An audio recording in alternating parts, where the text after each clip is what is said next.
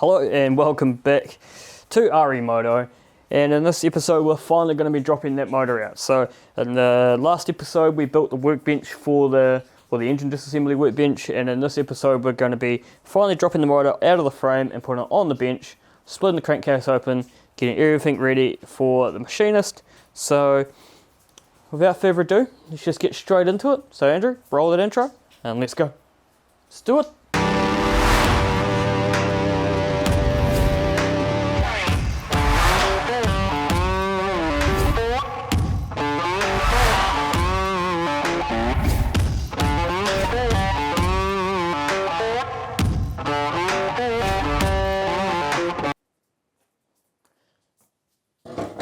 I don't really know the best way to drop this motor out, but I've got a couple of jacks here and I'll put these underneath, provide a little bit of support, and we'll go from there.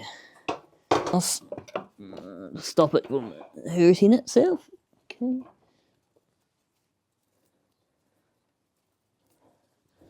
And we'll do the same here.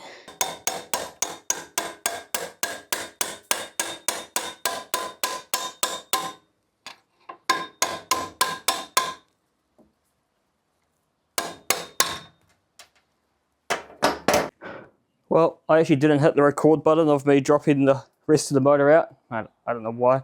But now I'm just going to put it on the bench and yeah, go from there. Might as well.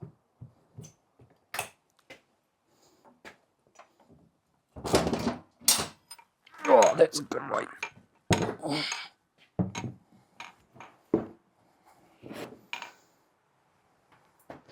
Look at that. Now I've got some mess to clean up. We'll clean up this mess.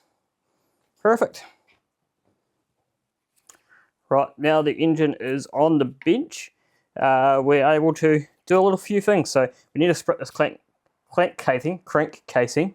So first we'll take the gearbox off the rear, start just stripping parts off, and yeah, let's get into it. All right, first part, gearbox.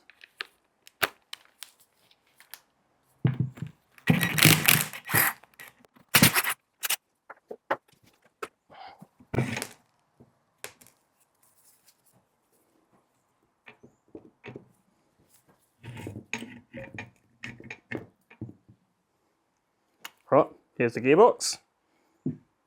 We'll just sit that down here for now. Casing.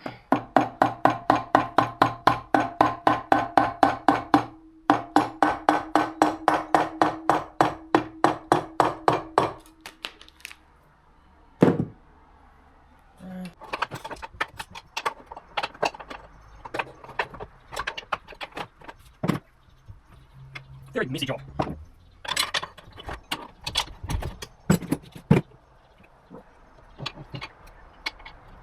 There's just enough clearance for the con rod there to come through this little slit, which is very tight. Very tight. There it is.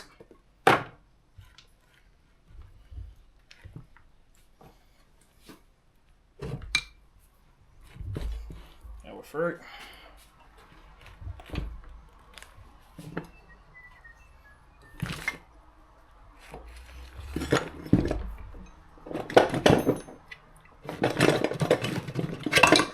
There it is.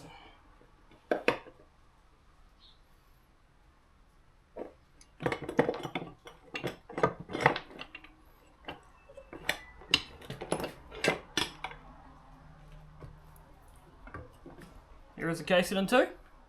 It's now split. Beautiful stuff. Beautiful. Alright, I'm going to clean up all this mess and then I'll get back to you. I'll clean up this mess. Whew. So I've split the casings, and I don't know if you can see this, but all inside here is actually like sludgy oil. So not probably the best, but also probably good that we pulled this motor apart. Definitely needs a birthday. So let's just get all the sludgy oil out. I've got some degreaser, so let's spray some degreaser in, get them all degreased, and just go from there. So let's degrease all these.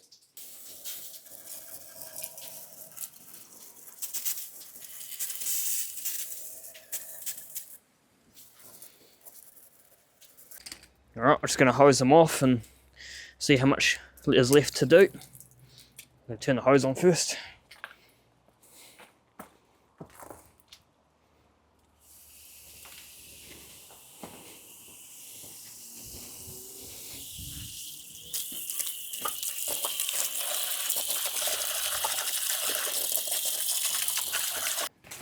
So pretty much all I'm going to do now is just go through and clean all of these cases out, a bit of degreaser, some paper towels, and you know, there's no point you watching me do this.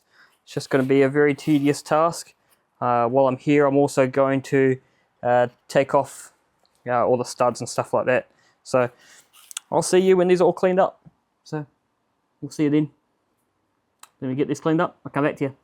All we're going to do now is take out the intake and exhaust valves and just check those. Just also trying to, I do have a score on the bore on the left hand side, but I also want to pull the valves off just to check the guides and make sure everything's okay. So once again, Lou to the rescue with his tools. He's created this one here that's attached to an old spark plug.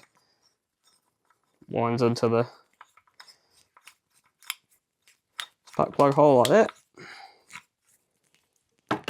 And clamps into your vise. That way you can hold it and work on it at the same time.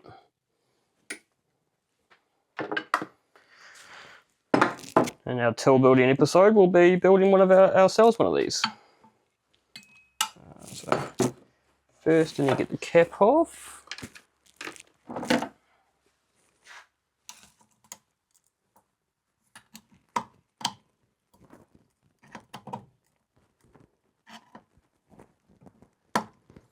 There's the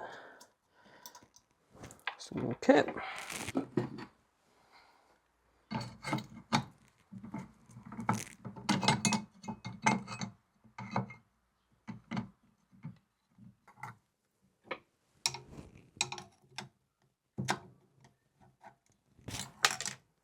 One.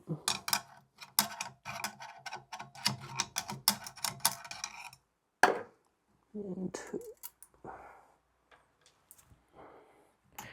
On it.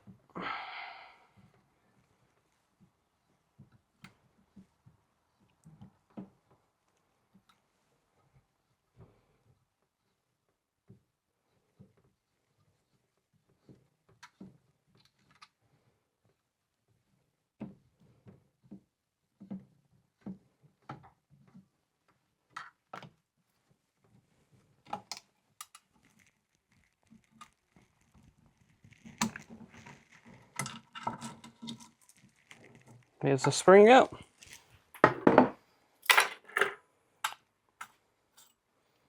And the valve. Alright, and we are done. So we have now officially disassembled all of the engine. It's ready to go off to the engine builders to see what they want to do with the bore. I've measured the bore, that's a stock standard bore. So I actually got these 20 hour hairplite pistons with the bike as spares. So as we know that this piston was nice and dented and narked and ugly. I did find another problem actually. So with that left hand side exhaust valve, the valve was actually sticking inside the guide. I actually had to get a rod to beat it out of the guide. It was that sticky and I actually can't put it in by hand. So, and you can see in behind the valve seat that's all just full of carbon, so that valve was definitely sticking open and probably another cause of why we had oil inside the exhaust.